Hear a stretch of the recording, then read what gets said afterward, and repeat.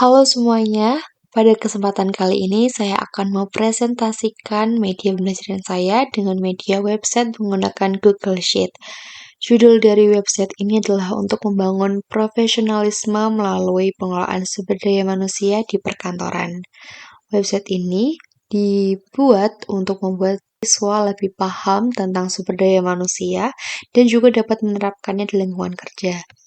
Di sini ada profil saya yaitu Rosa Safarina, merupakan mahasiswa program studi pendidikan administrasi perkantoran Fakultas Ekonomika dan Bisnis Universitas Negeri Semarang dengan NIM 23070100231. Di sini ada sosial media saya yaitu LinkedIn, kemudian ada YouTube dan juga ada Instagram.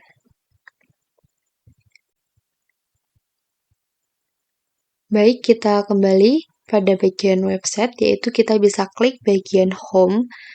Nah, pada bagian home ini akan muncul home yang akan kembali kepada halaman muka, kemudian ada tujuan, ada materi, ada asesmen, ada video, dan juga ada evaluasi. Yang pertama adalah kita akan masuk pada bagian tujuan, yaitu yang mencakup capaian pembelajaran, tujuan pembelajaran, atau tujuan pembelajaran. Tentunya adalah untuk memahami supaya peserta didik pada fase F ini dapat memahami mengenai peraturan tenaga kerjaan, prosedur administrasi, kemudian ada rekrutmen, pengembangan, dan juga penilaian kinerja karyawan. Kita kembali pada halaman home, yaitu kita lanjut pada bagian materi. Pada bagian ini tuh sangat penting, mengapa? Karena di bagian ini tuh diharapkan pendidik dapat membaca dan memahami materi-materi mengenai sumber daya manusia perkantoran. Yang pertama adalah tentang peraturan ketenagakerjaan. Jadi, apa itu peraturan ketenagakerjaan? Mengenai pengertian dari peraturan ketenagakerjaan itu menurut Undang-Undang nomor 13, kemudian ada dasar ketenagakerjaan, kemudian juga ada perjanjian, ada waktu kerja, upah, dan juga hak kewajiban pekerja. Kemudian ada contoh studi kasus nyata yang dapat dibaca oleh peserta didik tentunya adalah untuk memahami studi langsung ketika mereka menjalankan peraturan tenaga kerja itu di lingkungan kerja. Baik, kita kembali pada materi yang kedua, yaitu adalah mengenai penerapan prosedur administrasi. Pada bagian ini ada pengantar yang tentunya adalah yang untuk mengetahui bahwa administrasi itu sangat penting dalam mencapai tujuan dari organisasi. Ada pengertian, ada tahapan, ada tahapan tentang tujuan perencanaan tenaga kerjaan, analisis jabatan, perencanaan kebutuhan sumber daya manusia, pengembangan, penilaian kinerja, kompensasi, penyusunan anggaran. Kemudian ada dokumen yang dibutuhkan dan juga kesimpulan. Next, kita ke materi yang ketiga yaitu adalah modul ajar mengenai pengembangan sumber daya manusia.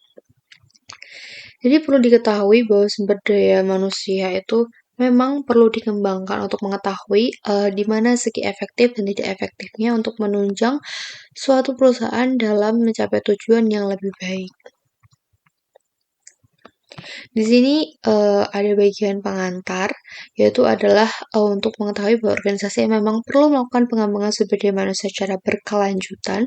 Kemudian ada pengertian dari sumber daya manusia itu sendiri. Kemudian ada tujuan pengembangan sumber daya manusia. Kemudian ada manfaat, yaitu baik bagi organisasi dan juga bagi pegawai. Ada jenis dan bentuknya, yaitu yang pertama adalah pelatihan, yang kedua adalah pendidikan dan juga pengembangan development. Kemudian ada prinsip pengembangan sumber daya manusia, tahapan proses pengembangan sumber daya manusia, hambatan implementasi dan juga kesimpulan. Baik, kita lanjut pada bagian yang keempat, yaitu adalah proses rekrutmen sumber daya manusia. Ada bagian pengantar, kemudian ada proses rekrutmen, tujuan, sumber dari rekrutmen, metode yaitu baik dapat menggunakan internal dari perusahaan ataupun mencari eksternal di luar perusahaan, kemudian alasan dilakukan rekrutmen dan hambatan dalam proses rekrutmen, tahapan dalam rekrutmen itu sendiri, dan juga referensi. Baik, kita kembali pada bagian materi, yaitu tentang materi yang kelima tentang penilaian kinerja. Jadi penilaian kinerja ini ada bagian pengantar, ada bagian pengertian penilaian kinerja, ada fungsi manfaat penilaian kinerja, prinsip penilaian kinerja, prosedur, kemudian ada aspek penilaian kinerja, contoh penerapan, dan kesimpulan. Kita balik pada bagian materi, kemudian kita bisa klik untuk kembali pada halaman home.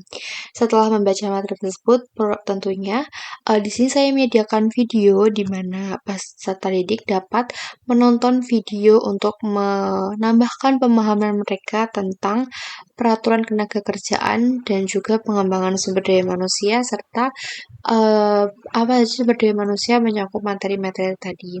Di sini ada peraturan ketenagakerjaan, kemudian ada proses administrasi, Assalamualaikum warahmatullahi wabarakatuh. kemudian ada pengembangan sumber daya manusia.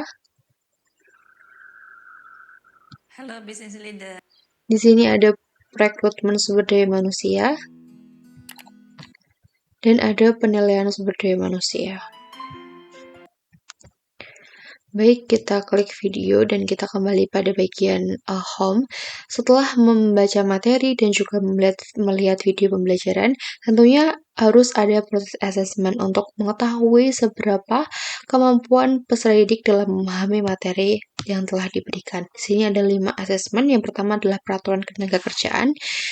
Asesmen peraturan ketenagakerjaan menggunakan Google Form dengan 4 pilihan ganda A sampai D, dan di sini terdapat 25 pertanyaan dengan setiap pertanyaan berpoin 4. Yang kedua adalah penerapan prosedur administrasi.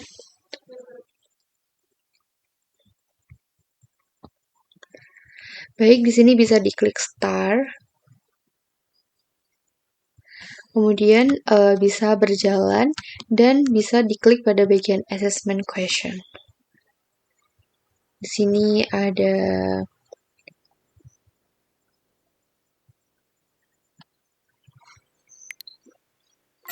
kemudian kita close dan kita kembali pada yang asesmen ketiga, yaitu adalah pengembangan sumber daya manusia. Asesmen ketiga ini menggunakan Y group atau mungkin quizzes yang bisa diakses kapan saja. Di sini saya sudah mengerjakan beberapa soal, jadi langsung lanjut pada soal berikutnya. Bisa diklik kemudian di submit dan bisa lanjut sampai menyelesaikan 20 soal. Baik, lanjut pada yang keempat adalah rekrutmen sumber daya manusia.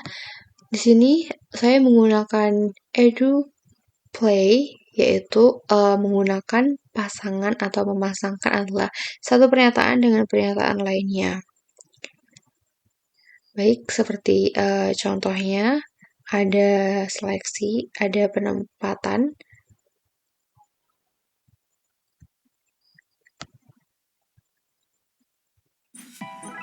seperti ini. Baik, kita lanjut ke asesmen yang kelima adalah penilaian kinerja. Di sini saya menggunakan Google Form, tapi bedanya dengan perencanaan peraturan ketenagakerjaan yaitu di sini menggunakan pernyataan iya dan juga tidak untuk pertanyaan yang diberikan. Nah, kita balik ke halaman muka, yaitu pada bagian evaluasi. Jadi ketika mungkin setelah mereka membaca materi, mengerjakan asesmen, dan juga menonton video, mereka bisa melakukan penilaian asesmen untuk website ini. Jadi website ini ada bagian evaluasi itu saya dapat mengetahui apa kekurangan dari media pembelajaran website yang telah saya buat dan saya dapat memperbaikinya, atau mereka dapat memberikan penilaian apakah website ini cukup berfungsi ataupun masih perlu diperbaiki. Baik, demikian tadi merupakan presentasi tentang media pembelajaran berbasis website dengan Google Sheet. Kurang lebihnya saya mohon maaf dan terima kasih atas perhatiannya.